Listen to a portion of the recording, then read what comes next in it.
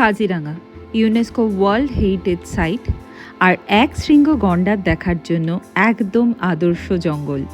কাজিরাঙায় গিয়ে আমাদের প্রথম সাফারিতেই মোটামুটি দর্শন হয়েছিল 40টারও বেশি গন্ডারের। আর সেই কাজিরাঙাতেই এবার আমরা দর্শন পেলাম গন্ডার তো বটেই, তার সাথে গোল্ডেন টাইগারের। দেখতে থাকুন আমাদের সাথে life in a travel back চ্যানেলে কাজিরাঙার আরও গল্প। আমরা গোল্ডেন টাইগার কিন্তু দেখে ফেলেছি।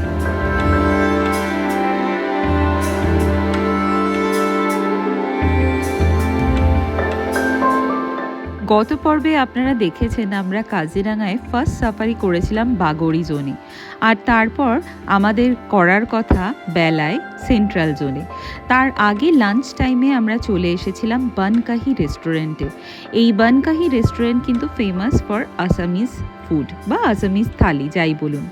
আমরা গিয়েই প্রথমে মোটামুটি মেনু দেখেই পারলে উল্টে যাই, এত কিছু ছিল মেনুতে। যাই হোক, তারপর পছন্দ মতো অর্ডার করে নিয়েছিলাম ফিশ থালি, চিকেন থালি আর সাথে মিক্সড থালি, যেখানে পর্ক, ডাক সব কিছুই ছিল।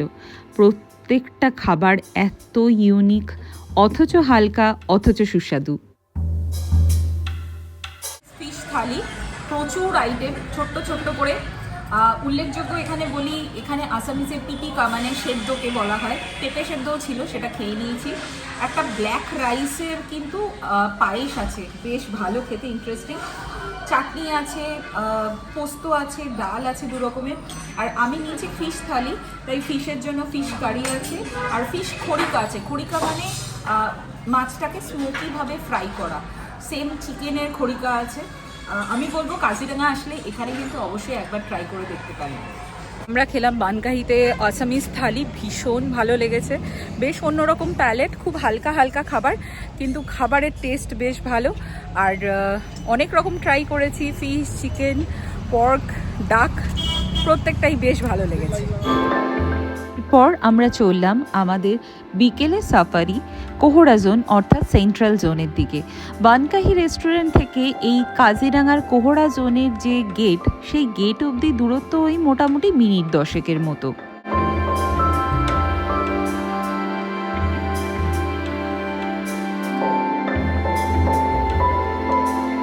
এবার একটু ব্যাপারটা বলি যে আমরা চলে এসেছি সেন্ট্রাল রেঞ্জে বিশাল লাইন, কেন কি এখানেই কিন্তু সব থেকে বেশি গাড়ির লাইন, আর সব থেকে বেশি সাফারি এখানেই হয়। আর এখানে কোনো গাড়ির লিমিট নেই, মানে আপনি আসলেন আর যদি চান আপনি সাফারি করবেন তাহলে আপনি পারবেনই সাফারি করতে। মানে এরকম না যে অন্যান্য ন্যাশনাল পার্কে আমরা যেমন দেখি যে 40টা গাড়ি বা 30টা গাড়ি বা 50টা গাড়ি অ্যালাউড, এখানে কিন্তু এরকম কোনো রেস্ট্রিকশনস নেই। মানে আপনি আসলে আপনি সাফারি বুক করলে আপনি পাবেনই। বরং এলিফ্যান্ট সাফারিতে কিন্তু একটা রেস্ট্রিকশনস আছে, একটা নির্দিষ্ট নাম্বার অফ এলিফ্যান্টস আছে এখানে, যেটা আমরা সকালেও দেখলাম ওয়েস্টার্ন জোনে, বাগড়ি জোনে এলিফ্যান্ট বেরোচ্ছে সমানে। তো ওই এলিফ্যান্টের সংখ্যাটা কিন্তু একটা ফিক্সড, তাও অনেকটা, মানে ওয়েস্টার্ন জোনে মোটামুটি টোটাল 35 35টা হ্যাঁ এলিফ্যান্ট ওয়েস্টার্ন জোনে। আবার সেন্ট্রাল জোনে এলিফ্যান্ট সাফারি হয়, সেখানেও আশা করি 30-40টা হবে। আপনাদের ইন্ডিয়ানের সিট পাওয়া যায় সেন্ট্রালে এলিফ্যান্ট সাফারি, হ্যাঁ আপনাদের সিট পাওয়া যায় না। এখানে ফরেনার ভিআইপি। আচ্ছা, ও ইন্ডিয়ানের টুরিস্টের জন্য বাগড়ি।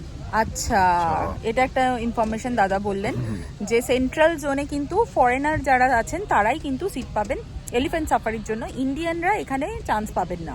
মানে এখানে এলিফ্যান্ট সাফারিটা লিমিটেড সেন্ট্রাল জোনের জন্য, তার জন্য বাগড়ি থেকেই কিন্তু এলিফ্যান্ট সাফারি করতে হবে। হ্যাঁ হ্যাঁ, কেটে গেছে।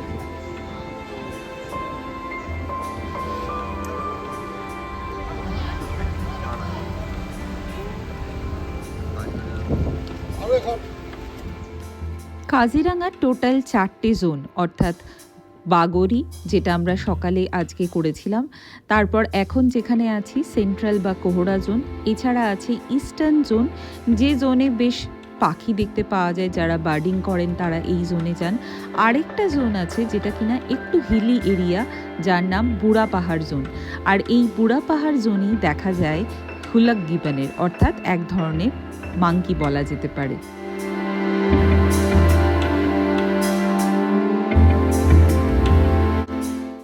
ভারতের অন্যান্য যে কোনো জায়গায় আমরা যখন সাফারি করি, সাফারিতে শুরু হওয়ার সাথে সাথে প্রথমে একটা ভীষণ টান টান উত্তেজনা থাকে, যেহেতু একটা টাইগার সাইটিংয়ের চান্স থাকে। বাট কাজিরাঙাতে কি হয়, কাজিরাঙাতে আপনি সাফারি শুরু করার সাথে সাথেই কিছু না কিছু আপনি দেখতে পাবেনই।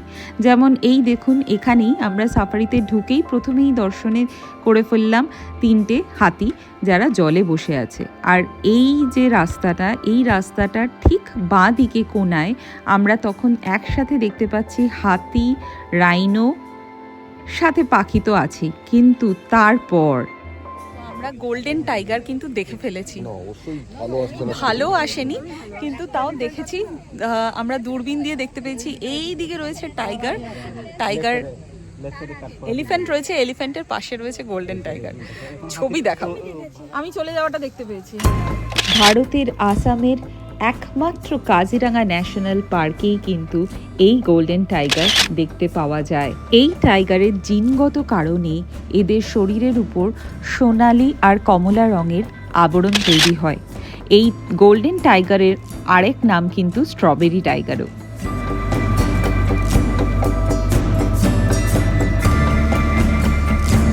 আমরা এখানে অপেক্ষা করছি। ঠিক এই জায়গাটায় ছিল হাতিটা, হাতির পাশে ছিল গোল্ডেন টাইগার। হাতি এসে গোল্ডেন টাইগারকে তাড়া করলো, গোল্ডেন টাইগার উঠে জঙ্গলের মধ্যে চলে গেল। তো দাদা বলছে হাই চান্স গোল্ডেন টাইগার আবার আসবে। এবার একটা বলে রাখি ইনফরমেশন, সেটা হচ্ছে কাজিরাঙাতে একটাই গোল্ডেন টাইগার, যেটা কিনা মেল, আর একটা মেল বাচ্চা ছিল, আর এই গোল্ডেন টাইগারটা সেই বাচ্চাটাকে মেরে ফেলেছে। তো বর্তমানে কাজিরাঙাতে একটাই গোল্ডেন টাইগার, আর সেই টাইগারটা আমরা দেখে ফেলেছি। এটা একটা দারুণ ফিলিংস, মানে দারুণ ব্যাপার, ভাবাই যায় না।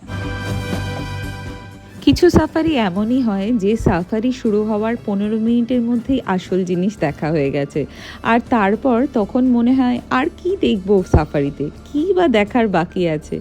যদিও ওই হয় না, গোল্ডেন টাইগার দেখেছি তো বটেই, তখন আবার মনে হচ্ছে গোল্ডেন টাইগার যদি সামনে দিয়ে হেঁটে যেত, আবার মনে হচ্ছে যদি পাশ দিয়ে হেঁটে যেত বা রাস্তা ক্রস করতো। এই ভাবতে ভাবতেই কিন্তু দেখা মিলল এক হাতির। এই হাতি কিন্তু একলাই দাঁড়িয়ে দাঁড়িয়ে সুন্দর আপন মনে পা দিয়ে কী সব ছড়াচ্ছে, আর তার সাথে সাথে খাচ্ছেও।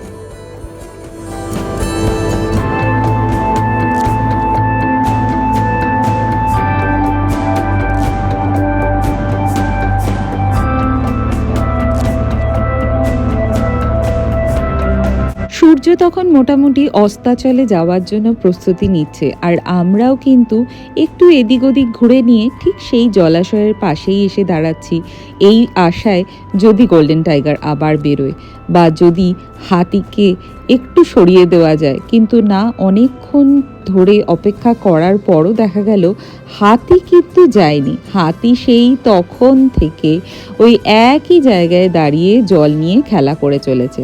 বরং হাতির সাথে দেখা মিলল সামনে থাকা এক গন্ডারের। এই দেখুন, এইখানে আপনারা দেখতে পাবেন এই যে সামনে গন্ডারটি দাঁড়িয়ে আছে, আর তার ঠিক পিছনেই দেখতে পাবেন হাতিটিকে। ঠিক ওই জায়গাতেই কিন্তু গোল্ডেন টাইগারটা ছিল, যাকে হাতি তাড়িয়ে ভেতরে পাঠিয়ে দিয়েছে।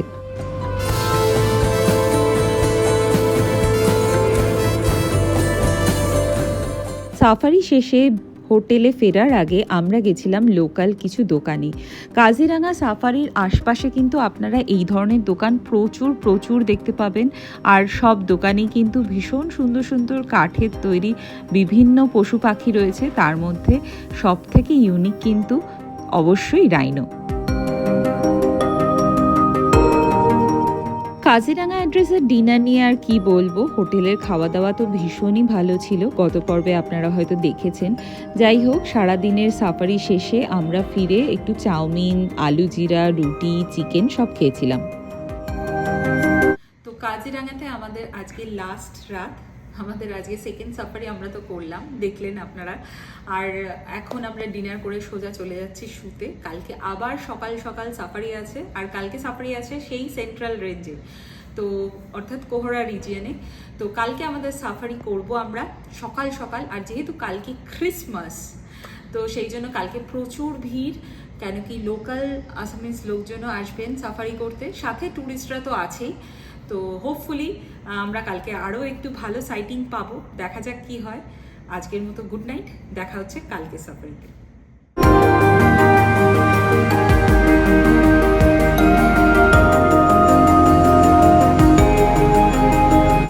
দিন সকালে ঘুম থেকে উঠে দেখি চারদিকটা পুরো কুয়াশাতে ঢেকে আছে। খুব কষ্ট করেই মোটামুটি সূর্য উঁকি মেরে তাকিয়ে আছে, বাট তাও চারদিকটা এত ঘন কুয়াশা।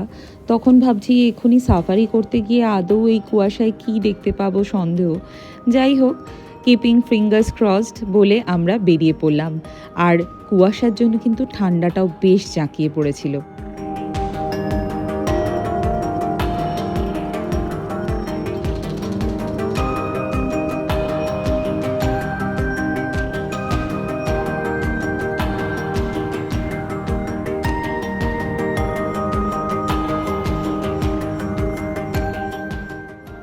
সাফারি শুরু হতে না হতেই রাইনো, এবং রাইনো বলে রাইনো একদম গায়ের উপরে। মোটামুটি দেখতে থাকুন কিভাবে আমরা রাইনো দেখেছিলাম সেদিন সকালে।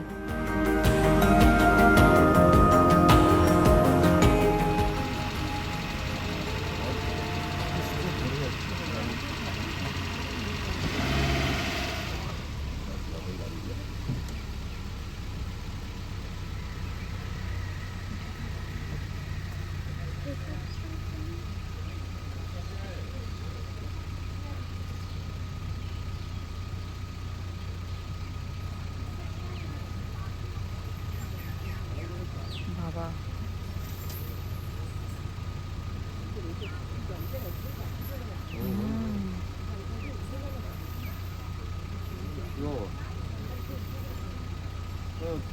না না, এটা ক্রস করে যাবে।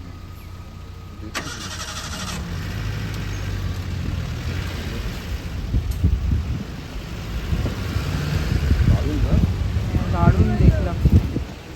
বাবা আবার দেখছি, দেখ এরে এরে এরে আবার দেখছি।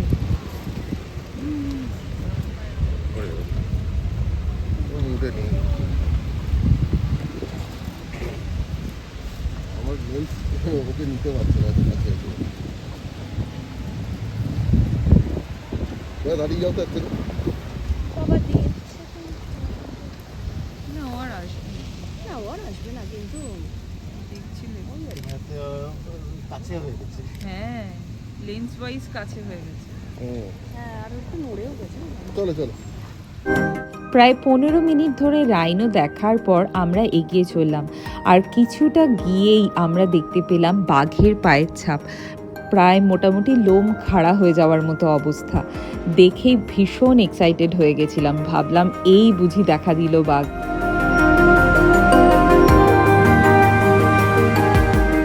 দেখার আগেই কিন্তু দেখে ফেললাম ক্রেস্টেড সার্পেন্ট ঈগল।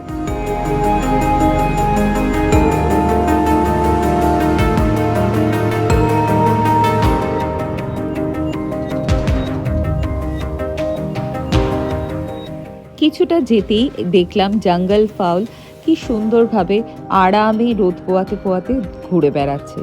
আর হ্যাঁ, কাজিরাঙাতে কিন্তু আমরা প্রচুর সাইবেরিয়ান স্টোনচ্যাট পাখি দেখেছিলাম, প্রায় অসংখ্য বললেও চলে।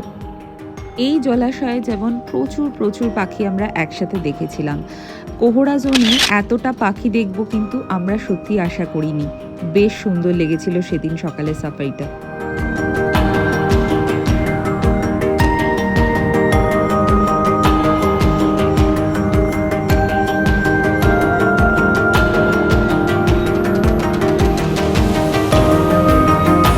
বাগরি জোনে যেমন গ্রাসল্যান্ড বেশি, তেমন কোহরা জোনে ঢুকে বেশ কিছুটা গ্রাসল্যান্ড থাকলেও ভেতরে জঙ্গল কিন্তু বেশ ভালো গভীর। আর জায়গায় জায়গায় আবার সেই রাইনো দর্শন আমরা পাচ্ছিলাম।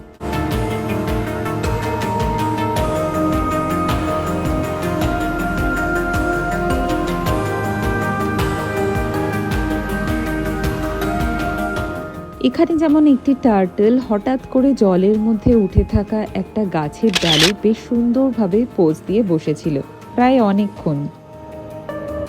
এখানে যেমন একটি ব্লু নেক স্টর্ক অনেকক্ষণ ধরে জলাশয়ে সুন্দরভাবে দাঁড়িয়ে পোজ দিচ্ছিল। একটু এগিয়ে গিয়েই হঠাৎ চোখে পড়ল জঙ্গলের মধ্যে একটা ছোট্ট হরিণ যেন আমাদের দিকেই তাকিয়ে আছে। একদম সোনার হরিণের মতো দেখতে, তাই না? আবার তারপরেই কিন্তু আরেকটা হরিণ হঠাৎ করে পালিয়ে গেল। রাস্তায় আবার দেখা মিলল আবার এক হাতি আর এক একলা রাইনো। এই রাইনোকে দেখে মনে হচ্ছিল কিন্তু একটু অপুষ্টিতে হয়তো ভুগছে, তার কারণ বাকি রাইনোদের থেকেও এই রাইনোর গায়ের চামড়াটা যেন হাড়ের উপরই একদম বসেছিল, তাই মাংস বেশ কম শরীরে, সেটা দেখে বোঝা যাচ্ছিল। খানিকক্ষণ আমাদের দিকে তাকিয়ে ঘুরে নিয়ে তারপর ঘাসের জঙ্গলের মধ্যে ঢুকে গেল।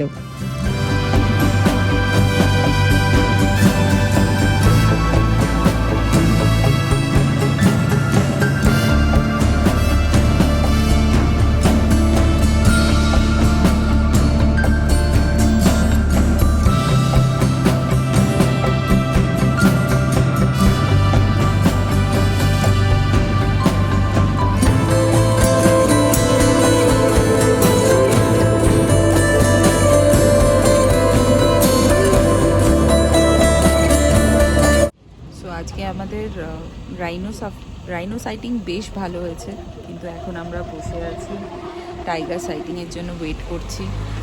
একটা টাইগার অলরেডি ক্রস করে গেছে, এই দূর এইখান দিয়ে ক্রস করে গেছে। তো আমরা সোশ্যাল দেখতে পাইনি, আমরা ততক্ষণ রাইনোকে দেখতে ব্যস্ত ছিলাম। তো এখন দেখা যাক যদি টাইগারটা আবার ফেরত আসে। তো কিছু গাড়ি এখানে ওয়েট করছে আমাদের মতো, আর ম্যাক্সিমাম গাড়ি চলে গেছে। সেদিন অনেকক্ষণ টাইগারের জন্য অপেক্ষা করেও কিন্তু আমরা বাঘের দর্শন আর পাইনি। কিন্তু এই প্রতিবারের সাফারি শেষ হওয়ার মুহূর্তটা ভীষণ যেন অদ্ভুত একটা লাগে। মনে হয় আমরা কত সাধারণ, কত ছোট এই প্রকৃতির কাছে। আর প্রতিবার এই সাফারি থেকে যেমন আমরা বিভিন্ন ধরনের সাইটিং পাই, তার সাথে অদ্ভুতভাবে শিখে যাই কিভাবে ধৈর্য সহকারে আমাদের জীবনে চলা উচিত। তাই আরেকবার কাজিরাঙার এই অসাধারণ জার্নি থেকে আমরা অনেক কিছু শিখে অনেক কিছু নিয়ে ফিরে চললাম। তবে এখানেই কিন্তু আমাদের আসামের জার্নি শেষ হচ্ছে না, একটা চমক এখনও আছে। দেখতে থাকুন life in a travel pack, আসবো পরের এপিসোডে।